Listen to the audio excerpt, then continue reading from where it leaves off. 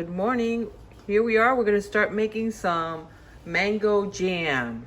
So here's some pieces of mango that we've already cut. There's quite a lot more that we're going to be slicing up as well.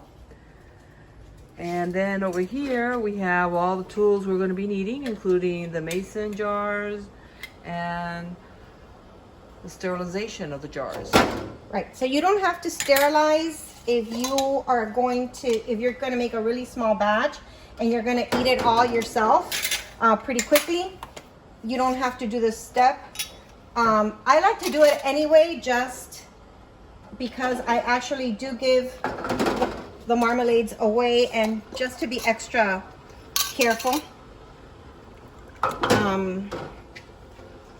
That's why I sterilize it. But what you do is you just put them in boiling water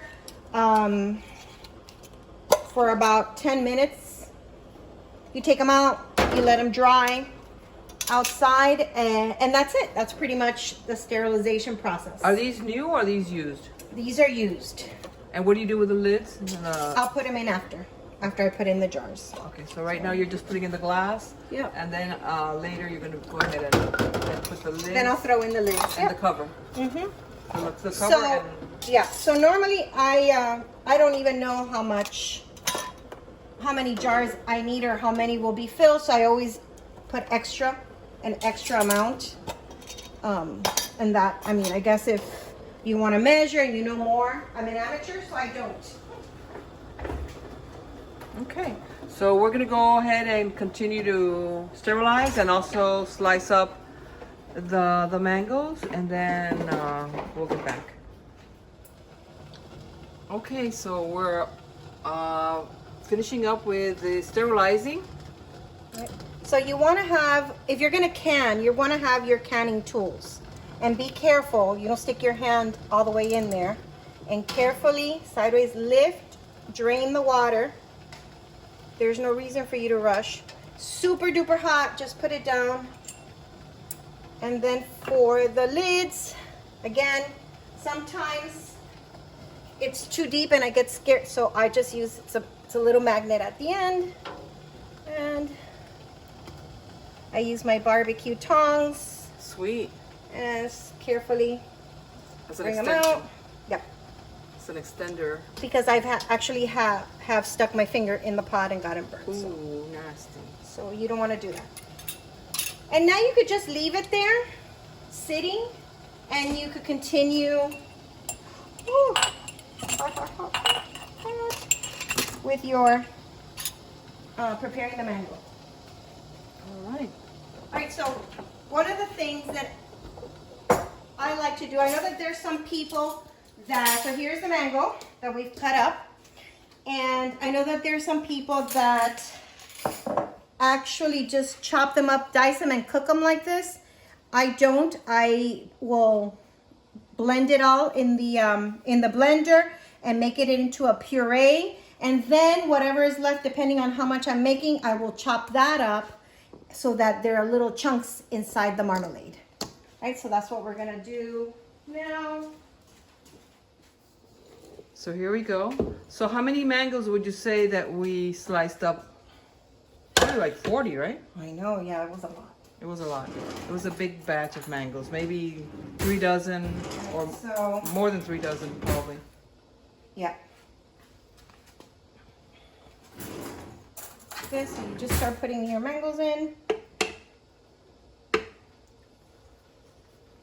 And that's a blender, right? Any type of blender.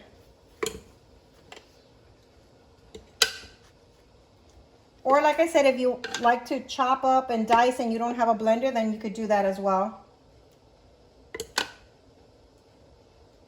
So you do it in batches? Yes.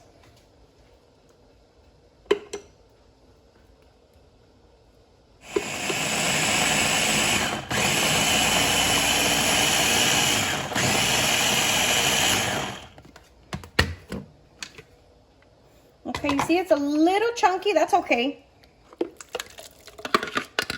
It's okay if it's a little chunky. It's like puree. Yep. Consistency. All right. So we continue to put So more. this, yeah, and you want something if possible, to measure. So I have the, it measures it, and that way I'm ready to know how much pectin and sugar to put in there. So you have a measuring cup that's huge. Yes. How many cups is this one? It's 2 liters, so 2 quarts. No, So like Yeah. 8 cups or 2 something? liters and something, and yes, about 8 cups. I think it's what it came out to be.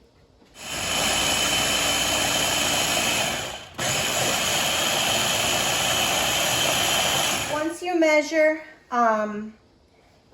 we could use, I got this Kilner pot, which is supposed to be really, really good for marmalade. And inside it also has, you know, your measurements. So go ahead and start. And that's 8 cups. All right, and go back and add some more. If you don't want to invest on a pot like this that's specifically for candy making and marmalade making, it's double bottom. Just as long as you get something that has a double bottom, it's heavy in the bottom, because what happens with things like this, you put sugar, your bottom tends to melt. I mean, it tends to burn the bottom of the fruit, and what happens is that then it has the burn, and the actual marmalade will get the burn taste. So you want to get something that's heavy bottom to protect the fruit from burning.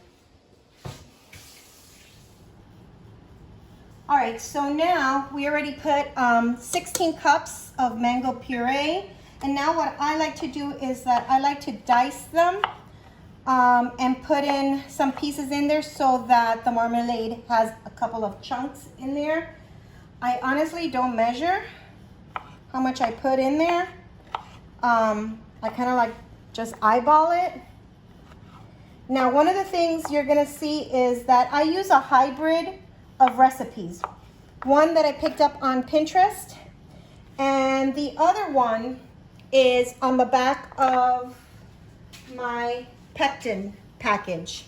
And I use the recipes for, because they don't have mango, so I use the recipes for peaches, because I think the peach is the fruit that has the most similar consistency to mango. So I'll use like a little hybrid of that.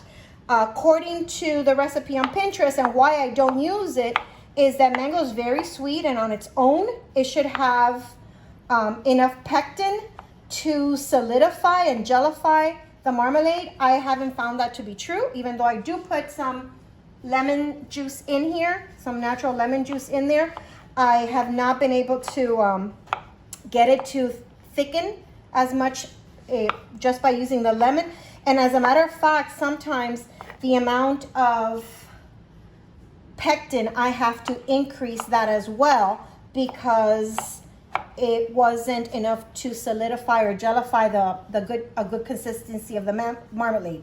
Now, what I've done is, when that has happened, I normally, after I jar them and I seal them, I leave them on the counter overnight. The next morning, I look at the consistency, and if I find it's still a little bit too liquidy, I will put it back in the pot, cook it down, reduce it a little bit more, and sometimes even add more pectin. Now, I know that it says, well, if you do that spoon test and all that, the plate test, the frozen spoon, I've tried that and it hasn't worked for me. But you know, you could try it and see if it works for you. You do add sugar to this recipe, right? I do add sugar to the Do you think recipe. it has to do with the amount of sugar that's added? That changes the consistency, maybe?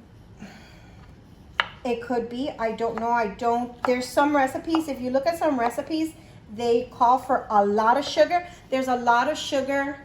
If I follow this recipe, it's a lot more sugar than the recipe that I follow on Pinterest. It could be that. I don't know. Today I'm going to completely use this recipe, and we'll see what happens. I find that mango is super sweet, so sometimes I get scared with the amount of sugar that's being put in there. Just dice them, and then I'm going to put them right in our pot. No, I didn't measure, I know. And then I give it a stir to see how the consistency is, if I like it.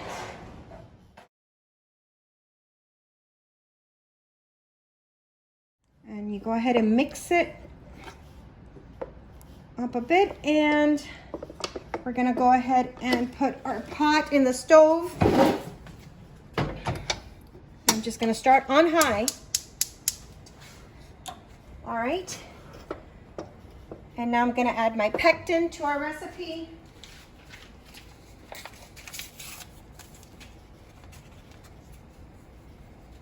All right, and as you add the pectin, just kind of spread it around and mix so that you don't get lumps, even though it'll dissolve eventually.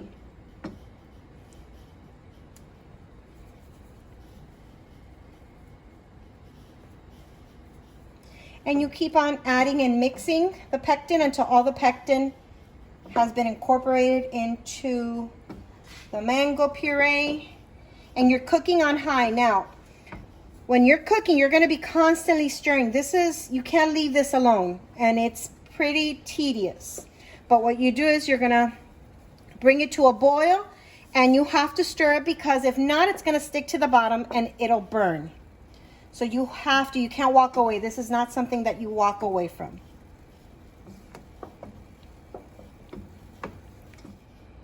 Now, if you don't use pectin and you only use the lemon juice, you're going to be putting a lot more sugar in there as well. And when do you add the sugar? At the end, after it's been rolling, a rolling boil for some time, and when you put your spoon in, you don't stop it from boiling. Okay. So that's towards the end, after it thickens up? It's going to start thickening up, and then you're going to continue, with the sugar as well. So you're going to see that it's going to come to a boil. And if I put my spoon in, it's going to make it stop boiling. That means it's not yet. It's not ready yet.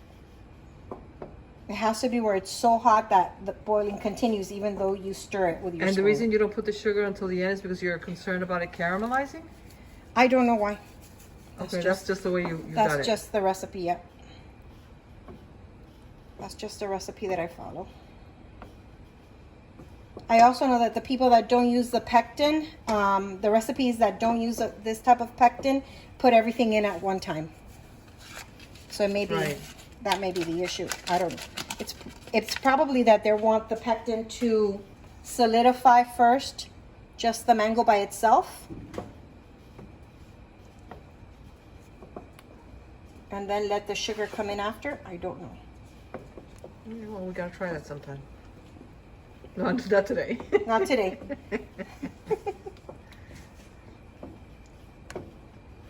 Not today.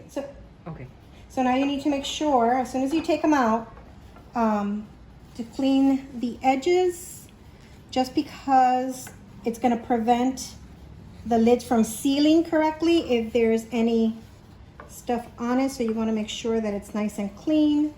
So you go ahead and you put the lid. Does it have to be hot when you do this? Yeah. As soon as you finish doing them, they're still hot. So be careful when you touch the jars. And then what you do is... But firmer than that one, yeah. Right. Yeah, you need to close it. Just hand firm. That's it. Not too tight. And then we're going to drop them back inside the boiling water. And again, this is when you want to have your canning specialty utensils, and you carefully put them down. You don't want them to drop. You don't want to drop and the water splash you. And they have it standing up. And the water should be like boiling. Yes, standing up. Make sure that they don't fall over. So do it carefully.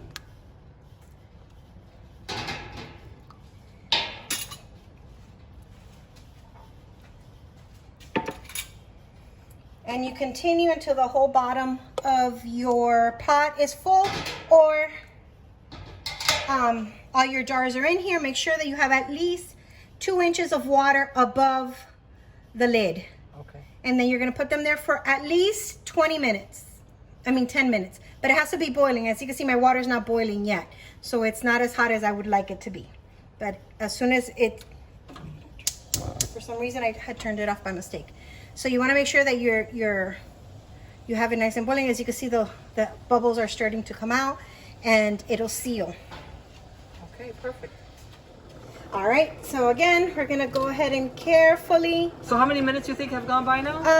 I think we've gone about 15. We went a little bit longer because, so be careful because you want to make sure that your fingers stay out of the water. Kind of tip it a little bit over and carefully put it somewhere. And then you just keep on taking them out. And again, make sure that you don't dip your hand too far in there